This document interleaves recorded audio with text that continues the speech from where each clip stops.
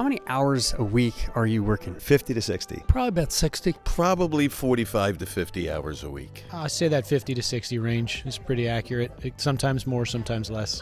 These days, more than I'd like to. Probably 60, 70. What about your kids? How many hours would they say you're working? Probably more. What does your wife say you work each week? I would say she says I work enough. Probably about 75. Probably a good bit more than that. Again, especially recently. For all the time. All the time. It's hard to put a number on, that's for sure. Too many. What would you say your highest priorities in life are? Families first. Number one is my family. Kids and my wife. Family. Family is number one. So if you had an extra 30 hours a week, what would you do with it? Coach kids, without question. Divvy it up, but I definitely would start by prioritizing the kids and my wife. Well, I use some of it for work, some of it for family. Doing some more traveling, watching sports, and playing some sports. I would probably spend more time with my wife and new puppy, friends that I probably don't see enough, and family as well. How many books have you read about balance for advisors? Well, I'll be honest with you, this is the first book that I've seen. To be honest, I can't remember the last time I've read a book about balance. Maybe one, probably none specifically dedicated to balance. Very few to none.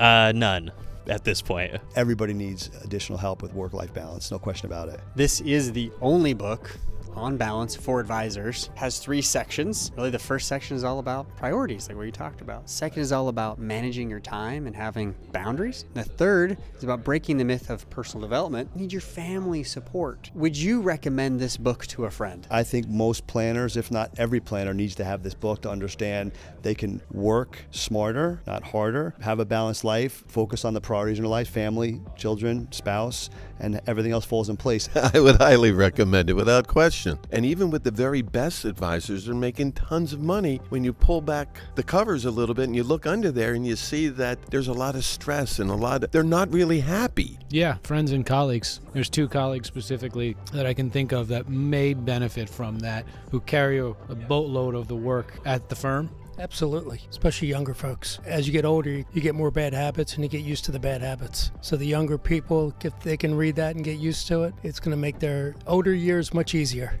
Absolutely. What would be the value of this book if all it did was help you stress less?